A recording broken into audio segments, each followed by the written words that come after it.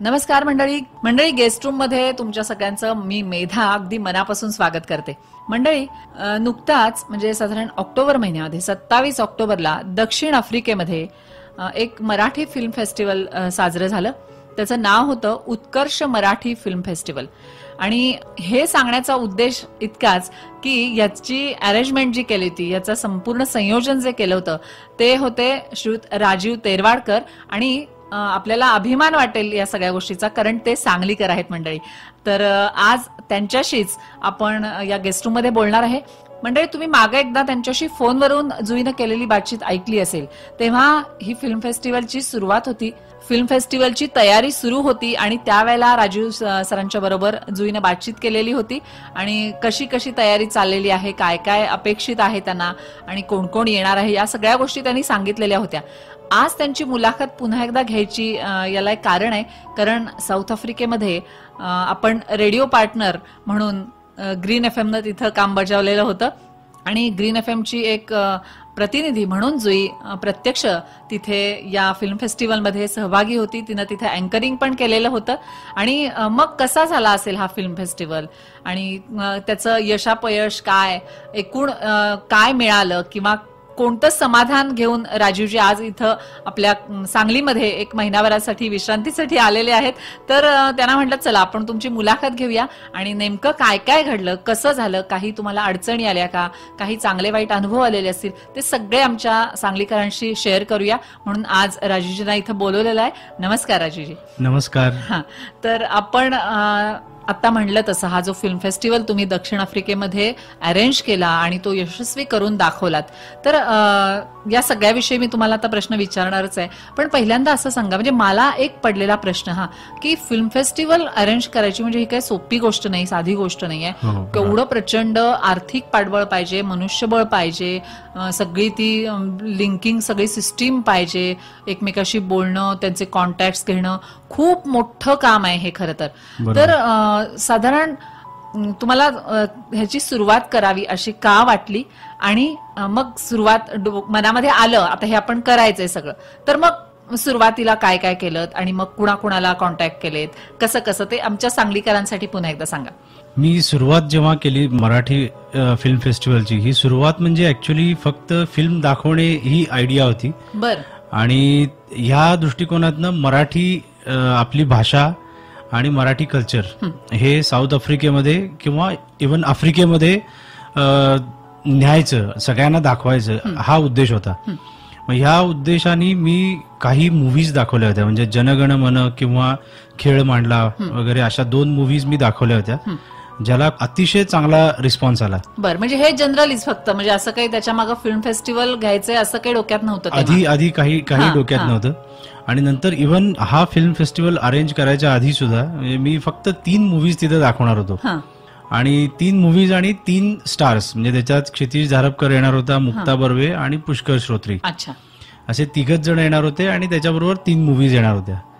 तर हा कन्सेप्ट म्हणजे मी सगळ्या लोकांशी शेअर केला, डिस्कस केला. आणि ते डिस्कस करता करता मराठी फिल्म फेस्टिवलची जी काही लोक होती त्यांचा इतका चांगला सपोर्ट मिळाला. म्हणजे मला सांगावंसं वाटतं की मंगेश देसाई यांनी इतकी मदत केली मला. म्हणजे प्रत्येक बाकीचे जे स्टार लोक आहेत त्यांचा कॉन्टॅक्ट देणे, त्यांच्याशी आधी डिस्कस करणे की नाही अरे हा आपल्याच एक मराठी माणूस हे असं काहीतरी करतोय आणि त्याला आपण सपोर्ट करणं गरजेचं आहे, हे आधी बोलून त्यांनी त्यांच्याशी डिस्कस करून सांगून त्यांचा नंबर देऊन मंगेशनी खूप मदत केली. म्हणजे ते खरोखरच म्हणजे वाखाणण्यासारखं आहे. अक्षरशः म्हणजे एक ऍक्टर असून तो एक चांगला माणूस आहे याचं दर्शन तुम्हाला तिथे झालं. बरोबर. म्हणजे आपण नॉर्मली काय म्हणतो की एक ऍक्टर असेल तर तो कितपत दुसऱ्याला मदत करू शकेल, किंवा कधी कधी खूप लोक स्वार्थ बघतात स्वतःचा, त्याच्यातून स्वतःचा स्वार्थ काय आहे.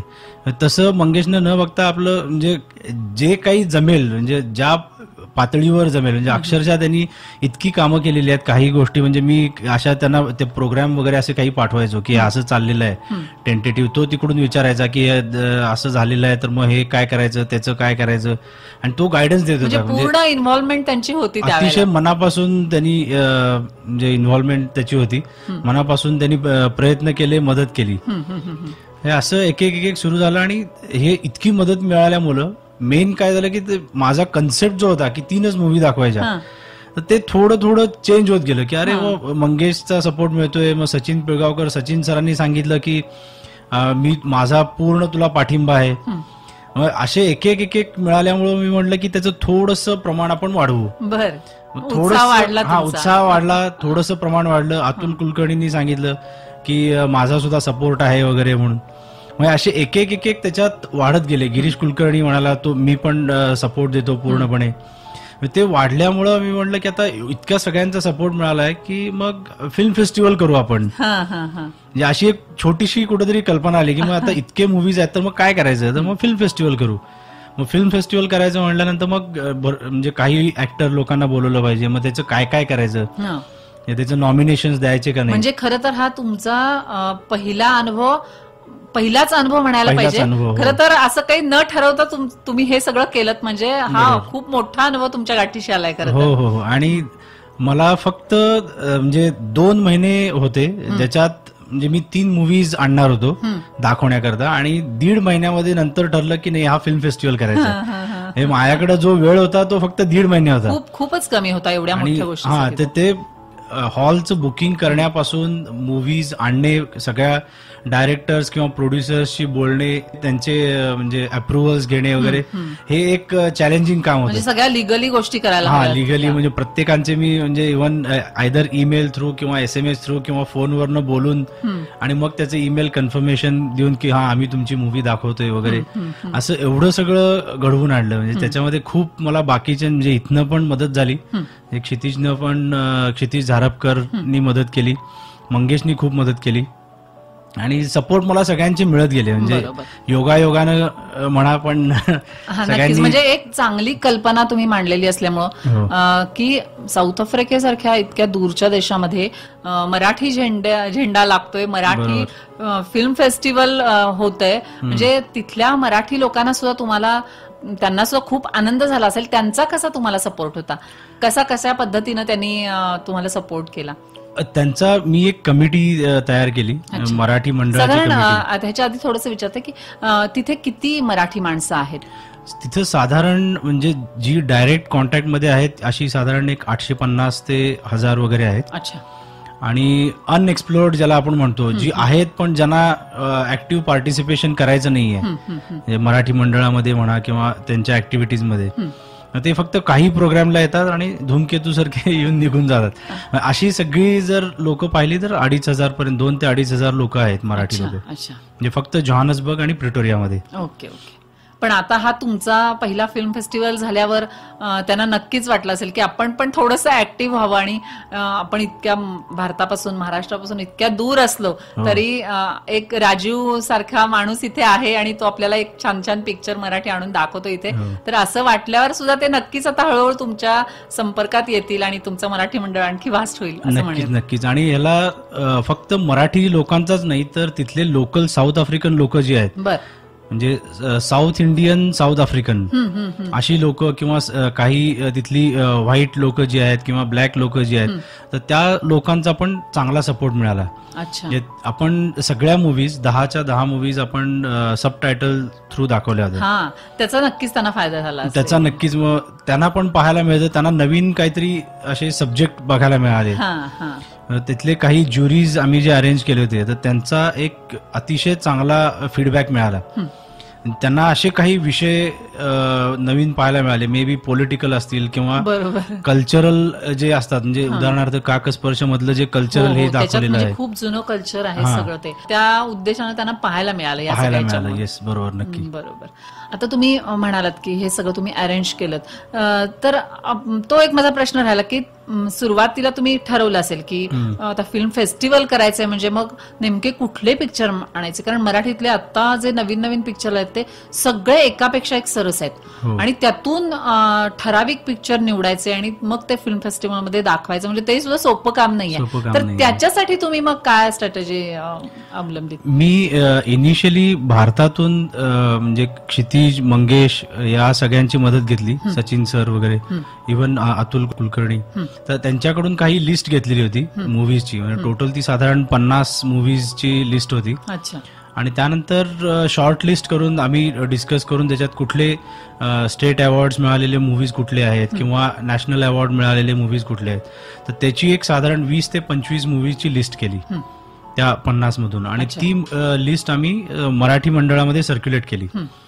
आणि सर्क्युलेट केल्यानंतर माझा उद्देश हा होता की पहिला आपण फिल्म फेस्टिवल करतोय तर तो मराठी लोकांनी, साऊथ आफ्रिकेतल्या मराठी लोकांनी सांगावं की त्यांना काय पाहायचं आहे. तर ह्या दृष्टिकोनातनं मी ती लिस्ट सर्क्युलेट केली आणि त्यांच्याकडनं मी फीडबॅक्स घेतले. आणि ते फीडबॅक साधारण मला 100-125 फीडबॅक्स आले. त्यांनी पहिले टॉप 10 मूव्हीज ज्यांना त्या पाहायच्या आहेत त्याची लिस्ट दिली आणि त्याप्रमाणे आम्ही फायनल केलं की ह्या मूव्हीज आता आपण फिल्म फेस्टिवलला दाखवणार आहोत. पण इथून पुढे ऑब्व्हियसली म्हणजे इथं एक भारतामध्ये एक कमिटी असेल की जे आधी पाहतील आणि मग ते सांगतील की या मूव्हीज आता आपल्याला पुढे दाखवायचे आहेत. म्हणजे गोईंग फॉरवर्ड ह्याच्यामध्ये थोडे कॉन्फ्लिक्ट झाले. म्हणजे इथल्या लोकांनी काही विचारलं ही मूव्ही तुम्ही का दाखवताय तिथं, त्याला एवढा चांगला रिस्पॉन्स नाही मिळालेला तर तुम्ही का दाखवताय. त्याचं स्टँडर्ड राहिलं पाहिजे चांगल्या पद्धतीचं. तर त्या दृष्टिकोनातून इथं पण आता एक कमिटी आम्ही केलेली आहे आणि त्या कमिटीच्या नुसार इथून इनिशियल शॉर्ट लिस्टिंग इथून होईल. ज्यांना त्या मराठी फिल्म इंडस्ट्रीचं नॉलेज आहे, जे क्रिटिक्स आहेत, फिल्म क्रिटिक्स आपण ज्याला म्हणतो, तर त्यांच्याकडून इनिशियल शॉर्ट लिस्टिंग होईल आणि नंतर मग तिथले साऊथ आफ्रिकन ज्युरीज 10 मूव्हीजचं सिलेक्शन करून चेक करून हे देते, तुम्हाला त्या दाखवायच्या परवानगी देते, कुठल्या लिस्ट तुम्ही तिथं हे करायच्यात. राजीवजी, तुमच्याबरोबर आणखी गप्पा मारायच्या आहेत, पण इतकं तुमचं मराठी प्रेम साऊथ आफ्रिकेमध्ये राहून सुद्धा मला जाणवतंय, तर त्याबद्दल एक मस्त मराठी गाणं तुम्हाला ऐकवते. 90.4 Green FM. Suno Green, Raho Evergreen.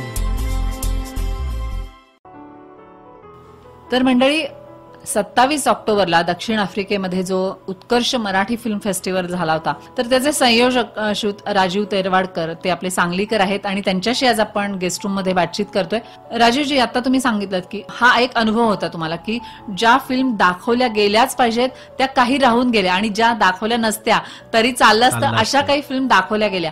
तर त्यामुळे थोडंसं तिथे जे वातावरण तयार झालं असेल किंवा लोकांच्या मनामध्ये एक मत निर्माण झालं असेल, ते पण तुम्हाला घेऊन, त्यांचं मत घेऊन आता पुढचा फिल्म फेस्टिवल करताना नेमकं काय केलं पाहिजे ते तुम्ही सांगितलं होतं की तुम्ही इथे पण एक समिती ठेवलेली आहे, ती सगळे बघतील फिल्म आणि मग ठरवतील की कोणत्या फिल्म्स तुम्ही तिथे दाखवणार आहात. हे सगळं झालं, पण आता फिल्म फेस्टिवल तर झाला, तिथे कलाकार जे आले होते ते कोण कोण आले होते आणि त्यांचे कसे अनुभव होते? कारण ऍज अ ह्युमन बिईंग, एक मराठी माणूस आणि एक नट म्हणून ते तिथे आले होते, तर एकूण त्यांचं वागणं किंवा एकूण साऊथ आफ्रिकेमधलं वातावरण, त्याच्याशी त्यांचं मिळतं जुळतं घेणं, ते सगळं कसं होतं, ते अनुभव आम्हाला सांगा की. टोटल आपल्या इथे साधारण 11-12 स्टार्स वगैरे आलेले होते. अच्छा, कोण कोण होतं? सचिन पिळगावकर होते, श्रिया पिळगावकर, अतुल कुलकर्णी, अवधूत गुप्ते, मंगेश देसाई, मुक्ता बर्वे, भार्गवी चिरमुले, क्षितिज झारपकर, नंदू माधव आणि संतोष जुवेकर आणि अमित अभ्यंकर आलेलं होतं. तर ही सगळी मंडळी तिथं आलेली होती. ह्या सगळ्यांचे एक्सपिरियन्सेस ओव्हरऑल खूप चांगले होते. ह्याच्यात खूप लोकांनी मदत केली, म्हणजे तिथं आल्यानंतर प्रोग्राम स्ट्रक्चर किंवा हे पाहून त्याच्यात काही टिप्स अँड ट्रिक्स असतात. त्यांच्या इतक्या एक्सपिरियन्समुळं काही गोष्टी की ह्या अशा केल्या तर जास्त चांगलं होईल, हे सगळ्यांनी मला म्हणजे आदल्या दिवशी रात्री बसून गायडन्स दिलेला होता की आपण हे करू, आपण तसं करू वगैरे. तर ते चांगलं झालं. आणि ऐन प्रोग्रामच्या वेळी म्हणजे असे काही चॅलेंजिंग इश्यूज असतात की जे मी म्हणजे ज्याला फिल्म इंडस्ट्रीतली काही बॅकग्राऊंड नाही किंवा इव्हेंट मॅनेजमेंटची काहीही बॅकग्राऊंड नाही, अशा व्यक्तीला जेव्हा असे चॅलेंजेस येतात तेव्हा ते हँडल करणं थोडंसं कधी कधी अवघड असतं. बरोबर. मग त्यावेळी मला म्हणजे मंगेश आणि क्षितिज वगैरे यांनी खूप मदत केली. म्हणजे क्षितिजनं तर त्याचा म्हणजे तो कंट्रोल घेतला होता. त्यांनी काही इश्यूज म्हणजे छोटे छोटे असतात पण ते माझ्यासाठी खूप मोठे होते, तो त्याच्याकरता तो म्हटला की नाही अरे हे किरकोळ आहे, म्हणजे त्यामुळे एक मानसिक सपोर्ट पण मिळाला आणि त्यांनी ते इतक्या चांगल्या पद्धतीनं हँडल केले. मग त्यात आपली म्हणजे इथलीच इव्हन सांगलीची जुई बर्वे, आमची प्रतिनिधी जुई होती, तर तिनं पण अँकरिंग केलं. तर त्याच्यामध्ये तिचाही म्हणजे मोठा हातभार आहे, म्हणजे सगळं हे सक्सेसफुल करण्यामध्ये. तिनं अँकरिंग छान केलं. त्यांनी एक छोटी क्लिप केली होती मराठी फिल्म इंडस्ट्रीची बॅकग्राऊंड, म्हणजे 100 वर्ष पूर्ण झाली म्हणून ती एक छान क्लिप केलेली होती. तर ती दाखवल्यानंतर म्हणजे खूप जणांना आनंद झाला, म्हणजे अरे हे इतकं चांगलं झालेलं आहे. आणि तिचं एकूण अँकरिंग हे पण खूप जणांना आवडलं. आणि ती आता साऊथ आफ्रिकेत सुद्धा एक असं म्हणजे स्टार व्यक्तिमत्व झाल्यासारखं झालेलं आहे. तिला तिथे खूप जणांनी इन्व्हाइट केलं होतं लंच डिनर वगैरेला. त्यामुळे तिनं पण खूप एन्जॉय केलं. तिच्यासाठी पण तो म्हणजे डेफिनेटली एक वेगळा अनुभव होता. आणि सचिन सारखा एवढा मोठा कलाकार आलेला होता, किंवा नंदू माधव तुम्ही सांगितलं, तर या लोकांचे अनुभव कसे होते? एक माणूस म्हणून ही माणसं कशी जाणवली तुम्हाला? फ्रँकली स्पीकिंग, मला सचिन पिळगावकर सर, नंदू माधव वगैरे यांचे जे पर्सनल जे रिलेशनशिप किंवा जे रिस्पॉन्सेस आहेत ते खूप चांगले होते. म्हणजे सपोर्टिव्ह होते. अच्छा. चांगले म्हणण्यापेक्षा अतिशय सपोर्टिव्ह होते. म्हणजे प्रत्येक ठिकाणी जर काही इश्यूज असतील त्या ठिकाणी ते मदत करायचे. ते म्हणजे अतिशय आवडलं. म्हणजे मलाच असं नाही, सगळ्या साऊथ आफ्रिकेतल्या खूप लोकांना ते आवडलं, त्यांनी एन्जॉय केलं. नाहीतर मला आधी अशी भीती वाटायची की आता सचिन सर आलेले आहेत, त्यांनी त्यांचे काही हे असतील, टँट्रम्स असतील किंवा हे असतील.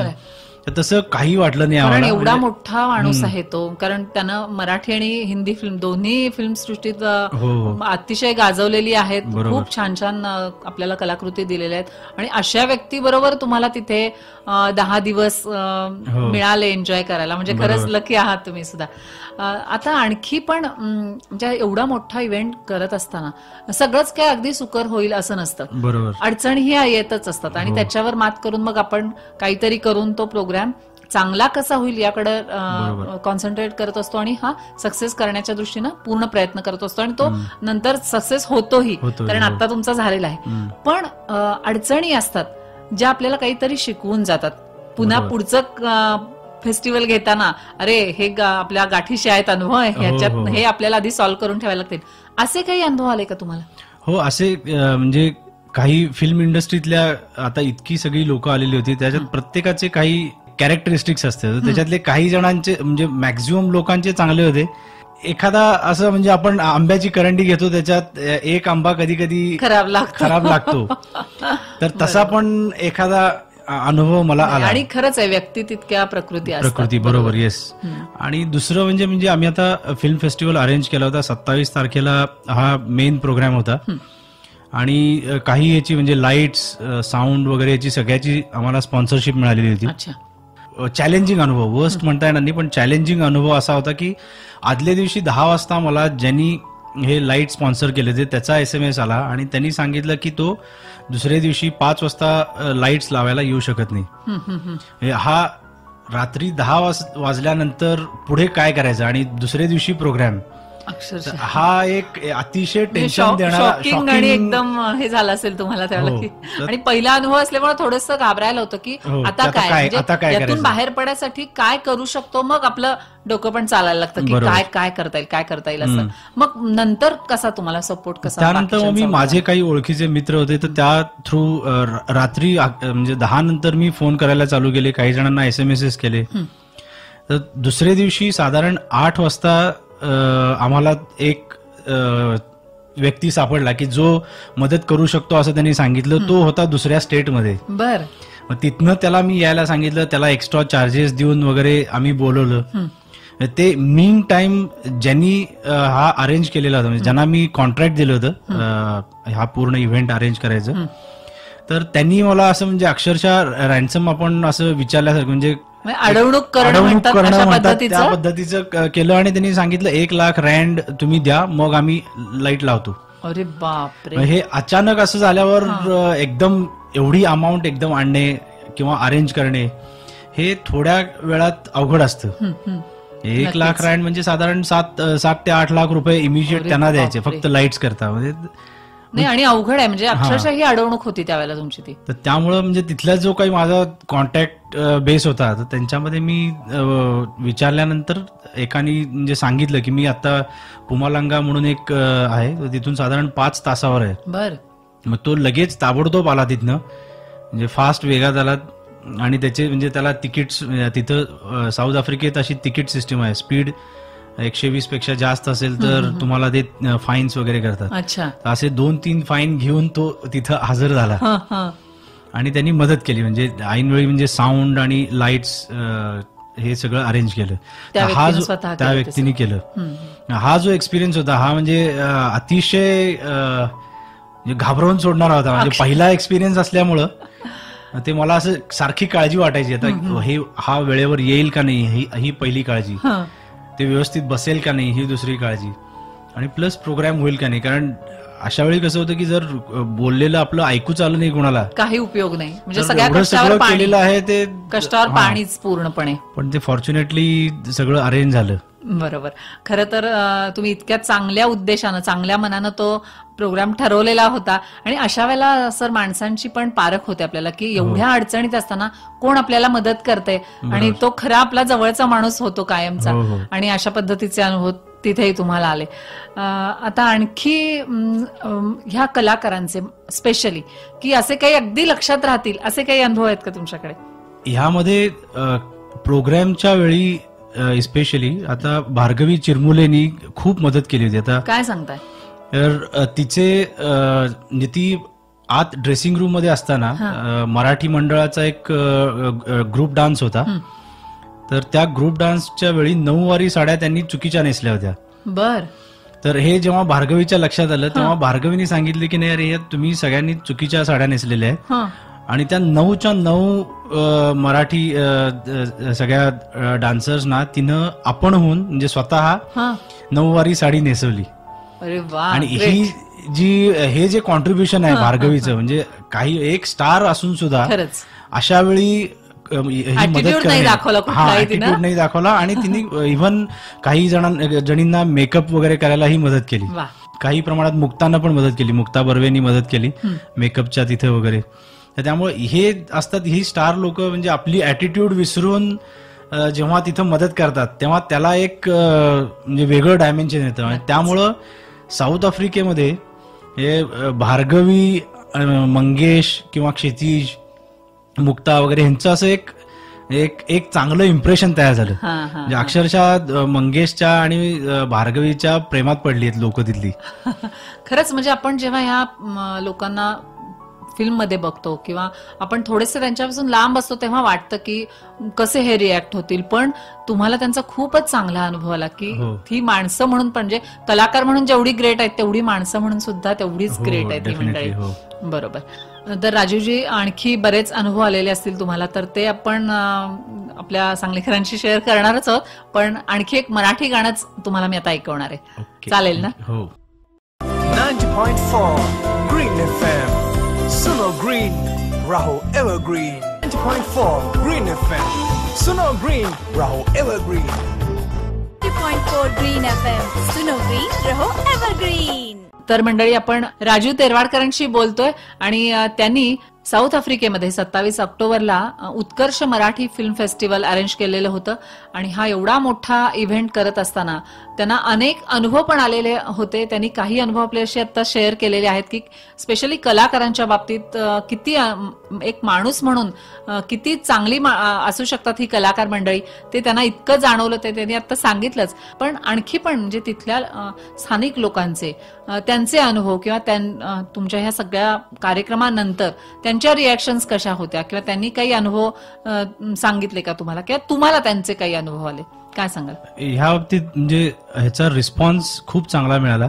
आम्ही झी टीव्हीवर ऍडव्हर्टाईज वगैरे केलेली होती उत्कर्ष मराठी फिल्म फेस्टिवलची, तर त्यामुळं तिथले लोकल साऊथ आफ्रिकन जी लोक आहेत, म्हणजे साऊथ आफ्रिकन इंडियन्स किंवा इंडियन्स इन साऊथ आफ्रिका वगैरे असे, तर त्या सगळ्यांपर्यंत हा मराठी फिल्म फेस्टिवल किंवा मराठी लँग्वेजचं किंवा फिल्म्सचं तिथं काहीतरी होतंय, हा एक म्हणजे स्ट्रॉंग सिग्नल तिथं गेला.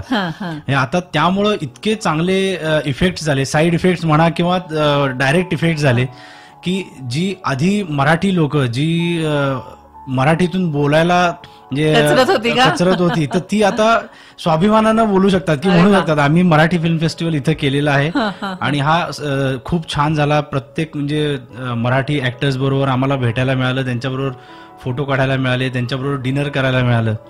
तर ह्यामुळं सगळी लोक अतिशय खुश आहेत. तर हा एक पॉझिटिव्ह इम्पॅक्ट झाला. म्हणजे त्याच्यामुळं आधी कसं होतं की लोक इव्हन मराठी लोक त्यांच्यात बोलताना सुद्धा कधी कधी हिंदी किंवा इंग्लिश बोलतात. मग ह्याच्यामुळे एक असा थोडा इम्पॅक्ट झाला की ती आता स्वाभिमानानं मराठी बोलू लागली. खरं हे तर खूप या सगळ्या कार्यक्रमाचं एक खूप मोठं यश आहे असं म्हटलं तरी हरकत नाही. कारण अटके पार झेंडा मराठीचा नेला पेशव्यांनी, त्याच्या पुढे तुम्ही आता नेलात की मराठीचं जे बाणा होता तो तिथं लोकांच्या मध्ये तुम्ही रुजवलात आणि आता तो फुलायला लागला असं म्हणूयात हवं तर. म्हणजे पुढच्या फिल्म फेस्टिवल पर्यंत तो चांगला फुललेला असेल. डेफिनेटली. बरोबर. ह्यामध्ये आणखी म्हणजे की सुरुवातीला हाय कमिशनर जे आहेत तिथले वीरेंद्र गुप्ताजी, तर त्यांच्याकडून ही खूप चांगला आम्हाला रिस्पॉन्स मिळाला. Response support. सुरुवातीला त्यांना हे वाटत नव्हतं की इतकी सगळी लोक वेगवेगळ्या एक्सपिरियन्स लेवलची एका छताखाली येतील, हे त्यांना कॉन्फिडन्सच येत नव्हता. त्यामुळे त्यांनी फक्त 5 मिनिटं आम्हाला दिलेली होती. आणि जेव्हा ही सगळी लोक आलेली आहेत त्यांच्याबरोबर जेव्हा आमची डिस्कशन आणि मीटिंग झाली, त्यावेळी ते 5 मिनिटाची जवळजवळ 2-2.5 तास कसे झाले हे त्यांना पण कळलं नाही आणि आम्हालाही नाही कळलं. आणि त्यानंतर मग खूप त्यांनी सपोर्ट दिला. त्यांनी घरी बोलवलं आम्हाला, म्हणजे डिनर, चहा वगैरे असं सगळे 2-3 ओकेजन्स झाले. आणि पुढच्या वर्षी करता त्यांनी एक्सक्लुझिव्हली सांगितलेलं आहे की आमचा पूर्णपणे पाठिंबा असेल. अच्छा. त्यामुळे ते एक छान हे झालं, नक्कीच झालं.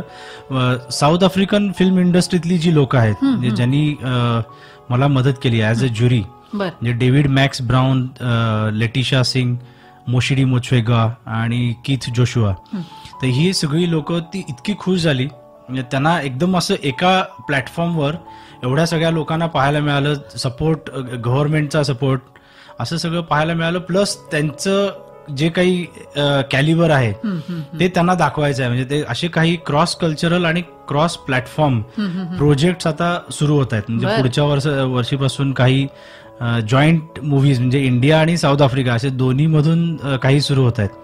तर खूपच मोठं योगदान आहे ह्या तुमच्या फिल्म फेस्टिवलचं. बरोबर. तर ते एक जे ऑब्जेक्टिव्ह होतं ते पण साध्य झालं. नक्कीच. आणि काही हे म्हणजे हॉटेल्स तिथली आहेत. म्हणजे एक जिथं आम्ही विवरे म्हणून एक रिसॉर्ट आहे, तर त्यांनी आम्हाला पूर्ण म्हणजे 10 दिवसाकरता स्पॉन्सरशिप दिली होती. अरे वा. आणि इतकं छान म्हणजे ट्रीटमेंट दिली. म्हणजे ते 5 स्टार 7 स्टार ह्या लेवलचं होतं. आणि हे सगळे ऍक्टर्स ऍक्ट्रेसेस ते इतके खुश झाले म्हणजे ते पाहिल्यानंतर वगैरे, की काही म्हणजे इनफॅक्ट भार्गवी आणि मुक्ता वगैरे जेव्हा आत आले आणि ते ज्यांनी तेव्हा रूम पाहिली त्यांची, तेव्हा ते अक्षरशः नाचत होत्या त्या. तो एक एक्सपिरियन्स म्हणजे खूप चांगला वाटला म्हणजे मला. म्हणजे तुम्ही जी अरेंजमेंट त्यांची केलेली होती आणि जे ऑर्गनायझेशन एवढ्या मोठ्या ह्याचं केलेलं होतं, त्याच्यात कुठेही तुम्ही कमी पडत नाही आहे हे त्यांच्याकडून तुम्हाला अशा पद्धतीनं फीडबॅक मिळत होता. नक्की मिळत होता. म्हणजे चेहऱ्यावरून पण दिसत होतं. बरोबर. आणि एकूण ओव्हरऑल खूप छान एक्सपिरियन्स झाला. बरोबर. त्यात आणखी एक चांगली गोष्ट अशी झाली की एवढ्या मोठ्या प्रमाणावर फिल्म फेस्टिवल अरेंज केल्यामुळं आपली मराठी गाणी जी आहेत ती 1-2 रेडिओ स्टेशननी म्हणजे रेग्युलरली आम्ही लावू, असं पण ही कमिटमेंट दिलेली आहे. त्यामुळे तिथे असे काही भाग आहेत का की जिथे मराठी कम्युनिटी जास्त आहे आणि तिथे हे वाजवणार आहेत, असं काही आहे? एक आता नॅशनल रेडिओ आहे लोटस FM म्हणून. तो पूर्ण साऊथ आफ्रिकेमध्ये त्याचं ब्रॉडकास्टिंग होतं. अच्छा. तर तिथनं सपोर्ट मिळणं हे माझ्या दृष्टिकोनातून खूप चांगलं होतं. आणि फॉर्च्युनेटली आता आपल्याला तिथून पण सपोर्ट मिळालेला आहे. आता जी काही चांगली गाणी असतील तर ती तिथं आपण द्यायची आणि तिथं वाजवायची. म्हणजे मराठी लोकांकरता एक म्हणजे त्या FM चॅनलवर गाणी मराठी ऐकायला मिळतील. बरोबर. तर हे एक म्हणजे खूप थोडंसं अवघड काम होतं. म्हणजे मी आधी जवळजवळ 4-5 वर्षापूर्वी त्यांना जेव्हा कॉन्टॅक्ट केलं होतं तर तेव्हा त्यांच्याकडनं असा एवढा पॉझिटिव्ह रिस्पॉन्स आला नव्हता. नक्कीच. कारण कुठं लांब एक भारत देश, त्याच्यामधलं एक राज्य महाराष्ट्र. आणि जरी आपले अनेक महाराष्ट्रीयन तिथे आज असले तरी त्यांच्या तुलनेनं ही कम्युनिटी खूप छोटी आहे. आणि अशा कम्युनिटीसाठी ते रेडिओ स्टेशन मराठी गाणी लावायला तयार झालं म्हणजे खूप मोठं यश आहे या फिल्म फेस्टिवलचं. डेफिनेटली ते म्हणजे आवर्जून सांगावं असं वाटतं. नक्कीच नक्कीच. आणि खरंच आपल्याला आम्हाला सांगलीकरांना आता तुमचा अभिमान खूपच वाटायला लागलाय की एवढं मोठं काम तुम्ही तिथे राहून केलं आणि आपल्या मराठी गाण्यांना साऊथ आफ्रिकेतलं एक रेडिओ स्टेशन मिळवून दिलं आणि तिथल्या महाराष्ट्रीयन लोकांना परत ह्या गाण्याचा आनंद मिळणार आहे. तो आणि आनंद वेगळाच आहे परत. बरोबर. या मराठी फिल्म फेस्टिवलमुळे हा एक फायदा झाला की मराठी फिल्म्सचे जे प्रोड्युसर आहेत तर त्यांच्याकडून खूप चांगला सपोर्ट मिळाला. कारण आता त्यांचे मूव्हीज म्हणजे मराठी मूव्हीज तिथं साऊथ आफ्रिकेमध्ये किंवा आफ्रिकेमध्ये रेग्युलरली दर महिन्याला दाखवले जातील. तर ह्यामुळं खूप जणांनी मला म्हणजे कॉन्टॅक्ट केला आणि त्यांनी आपणहून एक सपोर्ट वगैरे दाखवला. म्हणजे त्यांच्या मूव्हीज आपल्या तिथं साऊथ आफ्रिकेमध्ये जातील, साऊथ आफ्रिकेमध्ये दाखवल्या जातील, साऊथ आफ्रिकेतली मराठी लोक बघतील. तर हे त्यांना पण एक अभिमानाचा विषय झाला आणि त्यामुळे त्यांच्याकडून खूप चांगला सपोर्ट मिळतोय. म्हणजे अजूनही मला खूप लोकांचे फोन वगैरे येतात की आमची मूव्ही तिथे दाखवायची आहे वगैरे म्हणून. त्यामुळं तो एक डेफिनेटली चांगला प्लस पॉइंट झाला आणि चांगला अनुभव आला की प्रोड्युसर आपणहून तुम्हाला अप्रोच व्हायला लागले आणि आमची फिल्म पण तिथे दाखवा असं म्हणायला लागले. यातून एक खूप चांगलं काम होणार आहे. म्हणजे जी वर्षानुवर्षे साऊथ आफ्रिकेमध्ये राहणारी मंडळी आहेत, मराठी मंडळी, त्यांना कुठेतरी आपल्या भूमीत, आपल्या मराठी मातीत गेल्याचा अनुभव मिळत असेल हे सगळं बघितल्यावर. असे काही कुणी येऊन तुम्हाला सांगितलं का होते जे फिल्म फेस्टिवल बघायला आले होते, सिनेमे हे बघायला आले होते, तर त्या लोकांनी येऊन तुम्हाला असं काही सांगितलं की कसं वाटलं त्यांना, त्यांच्या फिलिंग्स काय होत्या त्यावेळेच्या, अशा काही तुम्हाला कुणी येऊन शेअर केल्या? असे ऍक्च्युली खूप जणांनी सांगितलं. म्हणजे इव्हन काही जणांनी फेसबुकवर मला सांगितलं, ईमेल्स पाठवली, काही जण पर्सनली येऊन घरी येऊन सांगत होते, फोन करत होते की आम्ही खूप एन्जॉय केलं. आणि त्यांच्याकरता असं साऊथ आफ्रिकेमध्ये होणं, मराठी फिल्म फेस्टिवल साऊथ आफ्रिकेत होणं हे त्यांनी असं विचारही केलेला नव्हता असा. आणि त्यामुळे जे एकदम जी लोक म्हणजे काही स्वप्नात असं विचार करतात की नाही असं होऊ शकेल, ते जेव्हा रियालिटीमध्ये आलं तेव्हा ऑब्व्हियसली आणि एकदम एवढी 12 ऍक्टर्स ऍक्ट्रेसेस वगैरे सगळे त्यांच्याबरोबर आपण आहे हे खूप जणांना गोड धक्का होता, गोड धक्का होता त्यांना. त्यामुळे हे नक्कीच म्हणजे खूप जणांनी मला सांगितलं हे खूप छान झालं वगैरे म्हणून. बरोबर. सर, एवढा मोठा फिल्म फेस्टिवल करायचा की काही सोपी गोष्ट नाही आणि फिजिकली पण नाही आणि फायनान्शियली तर नाहीच नाही. तर ह्याचं अरेंजमेंट कसं केलं होतं तुम्ही की एवढा पैसा जो गोळा करावा लागला, तर साधारण खर्च किती आला आणि तो कुणी उचलला? यात साधारण खर्च जो आला तो 50 लाख खर्च आला. बर. आणि तो मॅक्झिमम म्हणजे 99% माझ्या कंपनीनं खर्च केला. बर. मी एक रिसेंटली उत्कर्ष प्रोजेक्ट म्हणून एक कंपनी सुरू केलेली आहे. तर त्या कंपनीच्या तर्फे मी सगळा खर्च केलेला होता आणि त्याच्यात काही स्पॉन्सर्स वगैरे मिळालेले होते, जे मी मगाशी जसे सांगितलं की काही रिसॉर्ट वगैरे आणि काही बँक ऑफ बरोडा वगैरे असे काही इन्स्टिट्यूशन्सनी वगैरे स्पॉन्सरशिप दिलेली होती. तर त्यांचा पण थोडाफार हातभार होता नक्कीच फिल्म फेस्टिवलसाठी. बरोबर. तर राजीवजी, तुम्ही इतके छान अनुभव सांगितलेत इथे आणि एकूण मला आता हे सगळं असं तुमच्याकडून ऐकल्यावर असं वाटतं की पुढच्या वर्षी जो होणारा फिल्म फेस्टिवल आहे तर त्याचा प्रतिनिधी, आमच्या ग्रीन एफएमचा प्रतिनिधी, रेडिओ पार्टनर म्हणून आपणच यावं साऊथ आफ्रिकेमध्ये आणि ह्या सगळ्या कलाकारांबरोबर मस्त एन्जॉय करावा आणि आपल्या मराठीचा जो झेंडा आहे तो असाच फडकत राहावा, अटके पार जसा झालाय आता म्हणलं तुम्ही कसं साऊथ आफ्रिकेमध्ये.